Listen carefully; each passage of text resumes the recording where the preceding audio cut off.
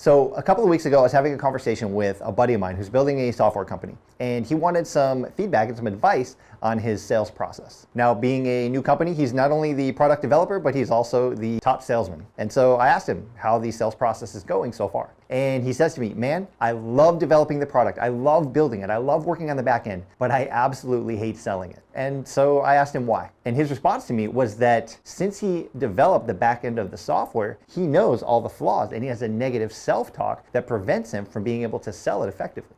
And so I said, interesting. So you know that the product isn't perfect. The solution that you've built isn't perfect. Therefore, you have a hard time selling it to other people. And he said, yeah, pretty much. So I said, gotcha. Let me ask you this. Do you have this same negative self-talk as a husband or as a father? And he said, no, of course not. And so I asked him next, are you a perfect husband or are you a perfect father? And he said again, no, of course not. And so the point I was trying to make is that even though he's not a perfect husband or a perfect father, and none of us are perfect, he still shows up every day and does the best job he can in those roles. Just because something isn't perfect doesn't mean that it doesn't have value to the right person in the right situation. And so the moral of the story is that even though we're always striving towards perfection, if we wait for it before we even get started, we're not going anywhere.